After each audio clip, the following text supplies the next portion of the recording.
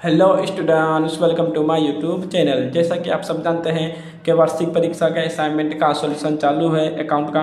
उसके अंदर विभाग एफ चालू है। विभाग एफ के अंदर वार्षिक हिसाब और प्रकरण नंबर 5 के 2 दाखिले हम कर चुके हैं, दाखला नंबर 1 और दाखला नंबर 2, जो आपको यूट्यूब पे चैनल पर इसका वीडियो मिल जाएगा। आज के इस लेक्चर में हम करने वाले हैं दाखला नंबर 3। तो चलिए फटाफट दाखला नंबर 3 शुरू करते हैं। दाखला नंबर 3 देख सकते हो।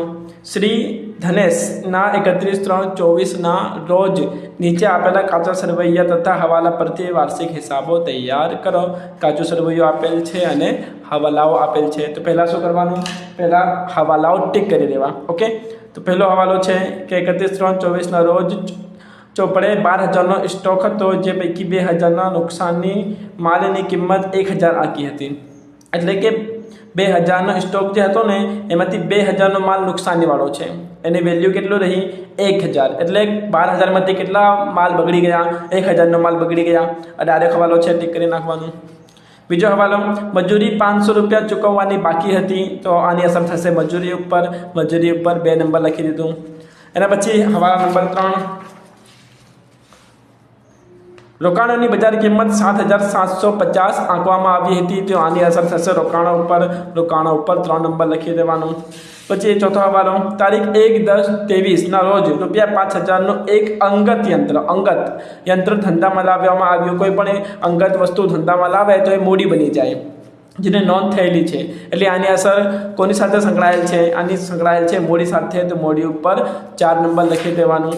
પાંચમા હવાલો, મૂડી પર વાર્ષિક 10% લેખે વ્યાજ ગણો, એટલે આની અસર પણ મૂડી ઉપર થશે, તો મૂડી ઉપર 5 નંબર લખી દેવાનું।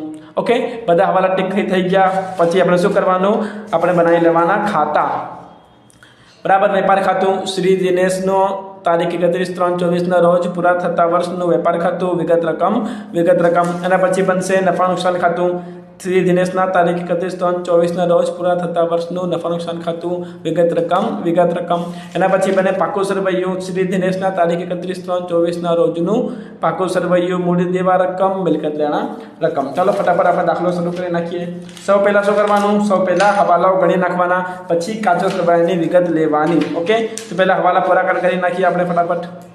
તો પહેલો હવાલો શું છે, સ્ટોકનું છે કે સ્ટોક 12,000 હતો, જેમાંથી 2,000ના માલમાંથી 1,000ની કિંમત મળશે। એટલે કે 12,000માંથી કેટલા માલ બગડ્યા, 1,000નો માલ બગડ્યો, એટલે 11,000નો માલ છે। એટલે આખર સ્ટોક કેટલું છે, 12,000 નહીં, આખર સ્ટોક છે 11,000। ઓકે, 12,000નો સ્ટોક હતો, એમાંથી 2,000માંથી 1,000ને આંકી હતી, એટલે ટોટલમાંથી કેટલા બગડ્યું, 1,000નું બગડ્યું, એટલે 11,000નું આપણો શું રહેશે, આખર સ્ટોક રહેશે। આખર સ્ટોક ક્યાં લખાય, આખર સ્ટોક લખાય વેપાર ખાતામાં જમા બાજુ આખર સ્ટોક 11,000। ઓકે, આખર સ્ટોકની બીજી અસર ક્યાં થાય, આખર સ્ટોકની બીજી અસર થાય પાકા સરવૈયામાં મિલકત દેણા બાજુ નીચે લખી દેવાનું આખર સ્ટોક। ઓકે, 11,000। આગળ વધીએ। બીજો હવાલો શું કહે છે, મજૂરીના રૂપિયા 500 ચૂકવવાના બાકી હતી। ખર્ચ છે, મજૂરી એ ખર્ચ છે, જો ખર્ચ ચૂકવવાનું બાકી હોય તો ખર્ચમાં ઉમેરી દેવાનું। ખર્ચ કયો ખર્ચ, મજૂરી ક્યાં લખાય, મજૂરી લખાય વેપાર ખાતામાં ઉધાર બાજુ લખી દેવાનું મજૂરી। કાચા સરવૈયામાં જોવાનું કે મજૂરી કેટલી આપેલ છે, તો મજૂરી આપેલ છે 8,500, તો મજૂરી 8,500 અંદર લખવાનું અને કરવાનું પ્લસ ચૂકવવાનું બાકી। કેટલા ચૂકવવાનું બાકી છે, 500 રૂપિયા, 500 કેટલા થશે, 9,000 થશે। ઓકે, કોઈ પણ ખર્ચા ચૂકવવાના બાકી હોય તો શું બને, દેવા બને। તો દેવા ક્યાં લખાશે, મૂડી દેવા બાજુ, તો પાકા સરવૈયામાં મૂડી દેવા બાજુ લખવાનું ચૂકવવાની બાકી મજૂરી 500 રૂપિયા। ઓકે, આગળ વધીએ હવાલા નંબર 3 ઉપર। રોકાણોની બજાર કિંમત 7,750 આંકવામાં આવી હતી। જ્યારે પણ રોકાણનો હવાલો હોય તો રોકાણ જોવાનું કેટલું આપેલ છે, તો રોકાણ જોઈએ તો રોકાણ આપેલ છે પડતર કિંમતે 8,000 રૂપિયા, એટલે રોકાણની કિંમત હતી 8,000, એની કિંમત ઘટીને કેટલી થઈ ગઈ, એની કિંમત ઘટીને થઈ ગઈ 7,750, એટલે ઘટી ગઈ। જો ઘટી જાય તો માઇનસ કરી નાખવાનું, તો મિલકતના બાજુ લખવાનું રોકાણો કેટલી હતી 8,000, 8,000માંથી કરી નાખવાનું માઇનસ ઘટાડો, કેટલો ઘટાડો થશે, ઘટાડો થશે 250 રૂપિયા, તો કેટલો આવશે 7,750। રોકાણની કિંમત 8,000 હતી, એની કિંમત કેટલી થઈ 7,750 થઈ, એનો મતલબ થાય છે કે 250નો ઘટાડો થયો છે। ઓકે, આ 250 એ શું છે, ઘટાડો થયો છે, નુકસાન છે। નુકસાન ક્યાં લખાય, જ્યારે પણ મિલકત ઘટે તો નુકસાન થાય, નુકસાન ક્યાં લખવાનું, નફા નુકસાન ખાતામાં લખવાનું, ઉધાર બાજુ શું લખવાનું, રોકાણોમાં ઘટાડો, રોકાણોમાં ઘટાડો, કેટલાનો ઘટાડો થયો, ઘટાડો થયો છે 250 રૂપિયાનો। ઓકે, આગળ વધીએ, હવાલા નંબર 4। હવાલા નંબર 4 એ શું છે કે અંગત યંત્ર ધંધામાં લાવ્યા હતા, એ મોડી બનશે, પણ કેટલા લાયા હતા, 5,000 લાયા હતા, અને ક્યારે લાયા હતા, 1/10/2023, ક્યારે લાયા હતા, 1/10/2023। આપણો વર્ષ ક્યારે શરૂ થાય, આપણો વર્ષ શરૂ થાય છે 31/3/2023 થી, અને પૂરું થશે, આપણો વર્ષ શરૂ થશે 1 એપ્રિલ 2023 થી, અને પૂરું ક્યારે થશે, પૂરું થશે 31 માર્ચ 2024। ખબર પડે છે, એપ્રિલના મહિનામાં શરૂ થશે અને માર્ચના મહિનામાં પૂરું થશે। આપણે યંત્ર ક્યારે લાયા, 1/10/2023, એટલે સાલ શરૂ થયાના 6 મહિના પછી, 6 મહિના ઉમેરે તો 10મો મહિનો આવે, બરાબર, તો 6 મહિના પછી આવે છે, અને પછી 6 મહિના પછી 31/3 આપણે હિસાબ કરી રહ્યા છે, એટલે 6 મહિના જ વાપર્યા। જે 5,000નું જે મૂડી છે એ કેટલા વાપરશે, આપણે વાપરીશું એને ફક્ત અને ફક્ત 6 મહિના, આખા વર્ષ નહીં, બરાબર। આમાં હવાલામાં શું કહે છે, યોગ્ય નોંધ થયેલી છે, એટલે આની નોંધ થઈ ચૂકી છે, સાની, મૂડીની, એટલે આપણે મૂડીની નોંધ નહીં કરવાની છે, બરાબર। આનું કામ ક્યારે લાગશે, આનું કામ લાગશે નેક્સ્ટ હવાલામાં। નેક્સ્ટ હવાલા જુઓ, મૂડી પર વાર્ષિક 10% લેખે વ્યાજ ગણો, આ વ્યાજ ગણતી વખતે આ હવાલો કામ લાગશે। ઓકે, તો મૂડી પર શું ગણવાનું છે, વ્યાજ ગણવાનું છે, તો મૂડી લખી દેવાનું। મૂડી ક્યાં લખાશે, મૂડી લખાશે પાકા સરવૈયામાં, મૂડી દેવા બાજુ, તો લખી દઈએ મૂડી, બરાબર। મૂડી કેટલી આપેલ છે, મૂડી આપેલ છે 30,000 રૂપિયા, તો મૂડી લખી લઈએ 30,000। ઓકે, હવે આ 30,000ની અંદર બે રકમ છે, કેટલી રકમ છે, બે રકમ છે। આ 30,000માં કેટલી રકમ છે, બે રકમ છે, એક છે 25,000 અને એક છે 5,000। એ 25,000 જે આખા વર્ષનું છે અને 5,000 જે આખા વર્ષનું નથી। ખબર પડે શું કહું છું, 30,000ની જે મૂડી છે ને એ 30,000માં બે ભાગ પડશે, એક 25,000 જે આખા વર્ષ માટે હતો, અને એક 5,000 જે સાલ વર્ષના વચ્ચે યંત્ર લઈને આવ્યા હતા તે, એટલે આ બંને શું છે, મૂડી છે। આ મૂડી ઉપર આખા વર્ષનું વ્યાજ ગણાશે, આ મૂડી ઉપર 6 મહિનાનું વ્યાજ ગણાશે, તો 25,000ના 10% કરીએ તો 2,500 આવશે, અને 5,000ના 10% કરીને ગુણ્યા 6/12, 6 મહિના માટે હોય તો ગુણ્યા 6/12 તો આવશે 250, અને આ બંનેનો સરવાળો થશે 2,750, એટલે કે મૂડીનું વ્યાજ કેટલું આવશે, 2,750 આવશે, બરાબર। તો મૂડી વત્તા મૂડીનો વ્યાજ 2,750। ઓકે, જો તમને સમજમાં આવ્યો હોય તો વિડીયો લાઈક કરી નાખજો, અને ના સમજમાં આવ્યો હોય તો વિડીયોને પાછળ કરીને ફરીથી જુઓ, સમજમાં આવી જશે। આગળ વધીએ, હા, મૂડી પર વ્યાજ, મૂડી પર વ્યાજની બીજી અસર કરવાનું, બીજી અસર ક્યાં થશે, તો મૂડી પર વ્યાજ ક્યાં લખાય, મૂડી પર વ્યાજ લખાય નફા નુકસાન ખાતામાં, નફા નુકસાન ખાતામાં કઈ બાજુ, ઉધાર બાજુ। મૂડી પર વ્યાજ શું છે, ધંધાનો ખર્ચ છે। ઓકે, ઉધાર બાજુ લખવાનું મૂડી પર વ્યાજ, કેટલા વ્યાજ થયા છે, વ્યાજ થયા છે 2,750। ઓકે, 2,500 રૂપિયા આખા વર્ષના મૂડી ઉપર, અને 250 રૂપિયા 5,000 ઉપર। આની સાથે બધા હવાલા પૂર્ણ થાય છે। જો તમે વિડીયોને લાઈક ના કર્યો હોય તો કરી જ નાખજો, અને સબસ્ક્રાઈબ ન કર્યો હોય તો એ પણ કરી લેજો। ચાલો હવે આગળ વધીએ, હવે શું કરવાનું, હવે કરવાના કાચા સરવૈયાની બધી વિગતો લખી દેવાની, હવાલા કર્યા પછી કાચા સરવૈયાની બધી વિગતો લખી દેવાની। ઓકે, તો ફટાફટ કરી નાખીએ, ચલો। પહેલા છે સ્ટોક 1/4/23, 60,000 રૂપિયા, 1/4 એટલે શરૂનો સ્ટોક છે, શરૂનો સ્ટોક ક્યાં લખાય, શરૂનો સ્ટોક લખાય વેપાર ખાતામાં, ઉધાર બાજુ, શરૂનો સ્ટોક કેટલો છે, શરૂનો સ્ટોક 60,000 રૂપિયા, ઓકે, આગળ વધીએ. ચોખ્ખી ખરીદી આપેલ છે 31,500. ખરીદી ક્યાં લખાય? વેપાર ખાતામાં ઉધાર બાજુ ચોખ્ખી ખરીદી કેટલી છે? ચોખ્ખી ખરીદી છે 31,500. ઓકે, આગળ વધીએ. એના પછી આપેલ છે મજૂરીની એન્ટ્રી થઈ ગઈ. દેવાદારો 10,000 રૂપિયા. દેવાદારો ક્યાં લખાય? દેવાદારો લખાય મિલકત નાણા બાજુ પાકા સરવૈયામાં. મિલકત નાણા બાજુ દેવાદારો ઉપર કોઈ હવાલો નથી એટલે રકમ 12 લખી દેવાનું. બરાબર. દેવાદારો કેટલા છે? દેવાદારો છે 10,000 રૂપિયા. આગળ વધીએ. એના પછી શું આપેલ છે? યંત્રો છે 18,000. યંત્રો ક્યાં લખાય? યંત્રો લખાય મિલકત નાણા બાજુ. યંત્રો પર કોઈ હવાલો નથી એટલે યંત્રોની કિંમત પણ લખી દેવાનું. યંત્રો છે 18,000. એના પછી આપેલ છે પગાર ફેબ્રુઆરી 23 સુધીનો. બરાબર. ફેબ્રુઆરી 23 સુધીનો. 23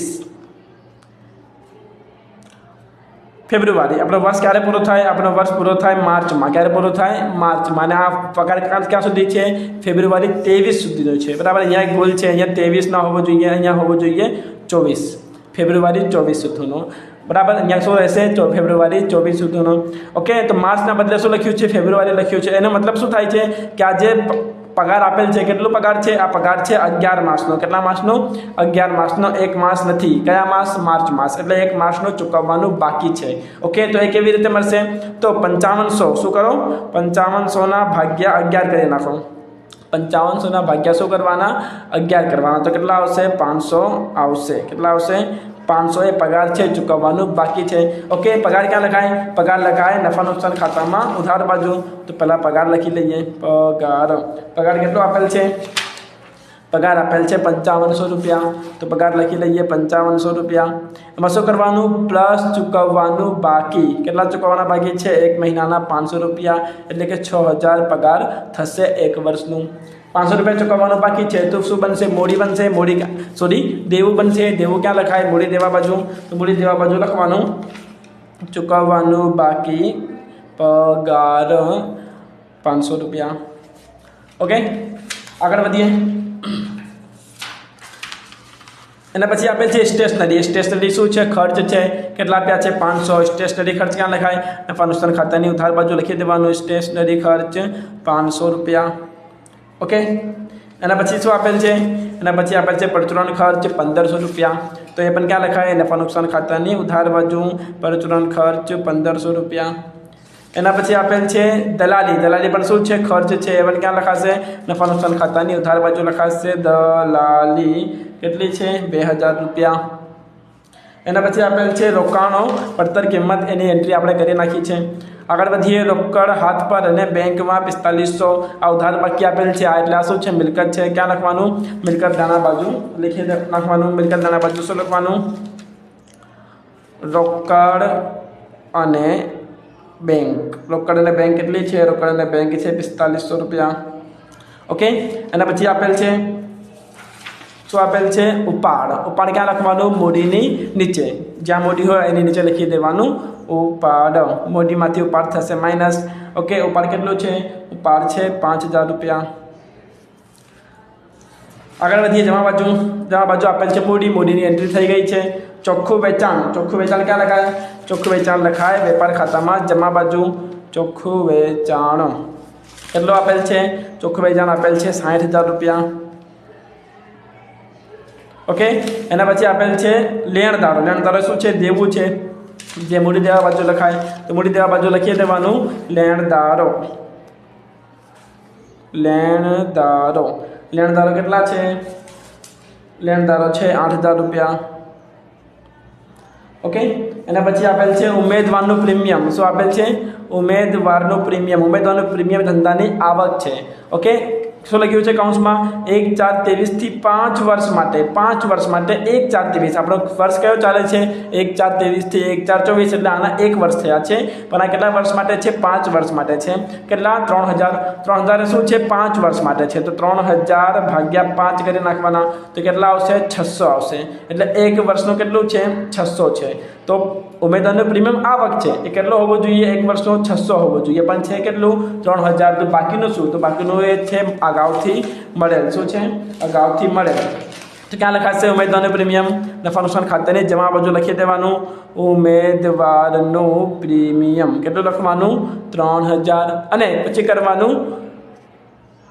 કરવાનું માઇનસ અગાઉથી ચૂકવેલ શું કરવાનું માઇનસ અગાઉથી ચૂકવેલ નહીં અગાઉથી મળેલ પ્રીમિયમ કેટલું છે 3000 અને કેટલા અગાઉથી મળી ગયા 2400 અગાઉથી મળી ગયા એટલે કેટલા વધશે 600 વધશે એટલે આ વર્ષનું કેટલું છે 600 છે અને 3000 માંથી 2400 શું છે પહેલાથી મળી ગયા છે અગાઉથી મળી ગયા છે જ્યારે પણ આવક અગાઉથી મળે તો એને માઇનસ કરી નાખવાનું ઓકે અગાઉથી મળેલ આવક ક્યાં લખાય એ લખાય દેવું બાજુ કયા બાજુ મૂડી દેવા બાજુ દેવું છે કોઈ પણ આવક પહેલાથી મળી જાય તો એને દેવું કહેવાય તો મૂડી દેવા બાજુ લખવાનું અગાઉથી મળેલ ઉમેદવારનું પ્રીમિયમ કેટલું મળ્યું 2400 અગાઉથી મળ્યા ઓકે આગળ વધીએ એના પછી આપેલ છે વટાવ 1000 રૂપિયા વટાવ કઈ બાજુ આપેલ છે જમા બાજુ આપેલ છે એટલે આ શું છે મળેલ વટાવ છે જે લખાશે નફા નુકસાન ખાતાની જમા બાજુએ તો નફા નુકસાન ખાતાની જમા બાજુ લખી દેવાનું મળેલ વટાવ 1000 રૂપિયા ઓકે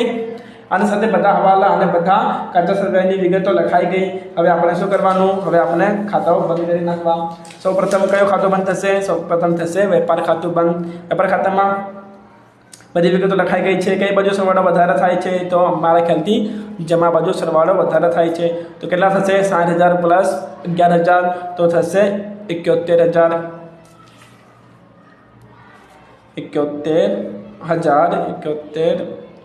એમાં શું કરવાનું બાદ બાકી કરવાનું 71,000 તો બાદ બાકી થશે 23,500 કેટલું થશે 23,500 એ લખી નાખવાનું શું છે આ છે કાચો નફો શું છે કાચો નફો જો આ બાજુ રકમ વધે તો એને કહેવાય કાચી ખોટ આ બાજુ રકમ વધે તો એને કહેવાય કાચો નફો આ કાચો નફો ક્યાં જશે આ કાચો નફો જશે નફા નુકસાન ખાતામાં કઈ બાજુ જમા બાજુએ તો નફા નુકસાન ખાતામાં જમા બાજુ લખવાનું કાચો નફો કેટલો મળ્યો કાચો નફો મળ્યો 23,500 હવે 23,500 પ્લસ 600 પ્લસ 1,000 તો કેટલો આવશે એ આવશે 25,100 અહીંયા પર લખી દેવાનું 25,100 અને કરવાની બાદ બાકી 25,100 minus 250 minus 2750 minus 6,000 minus 500 minus 1,500 minus 2,000 તો કેટલી બાદ બાકી આવશે તો બાદ બાકી આવશે 12,100 કેટલી આવશે 12,100 આ શું મળ્યો આ મળ્યો ચોખ્ખો નફો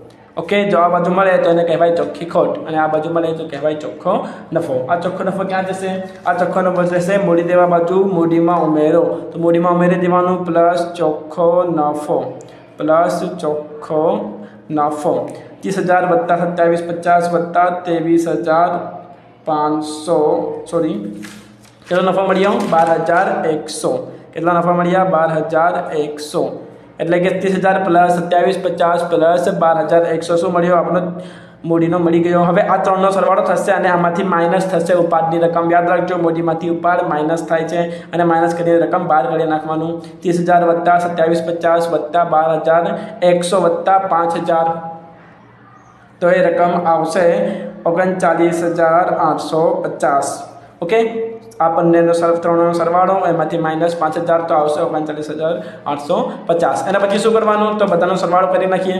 39,850 વત્તા 500 વત્તા 8,000 વત્તા 500 વત્તા 2400 તો સરવાળો થશે 51,250 એટલે મૂડી દેવા બાજુ 51,250 આવે છે મિલકત નાના બાજુ જોઈ લઈએ તો 18,000 પ્લસ 7750 પ્લસ 10,000 પ્લસ 11,000 પ્લસ 4500 તો આ બાજુનો પણ સેમ આન્સર આવે છે 51,250 એટલે બંને બાજુનો રકમ સરભર થાય છે અને આપણો દાખલો પૂર્ણ થાય છે અને આપણો દાખલો પરફેક્ટ છે સાચું છે બરાબર તમને કોઈ પણ પ્રશ્ન હોય કોઈ પણ ડાઉટ હોય કોઈ પણ ક્વેરી હોય તો મને કમેન્ટમાં તમે પૂછી શકો છો બરાબર અને પોતાના ફ્લેશને શેર કરો લાઈક કરો સબસ્ક્રાઈબ કરો થેન્ક્સ ફોર વોચિંગ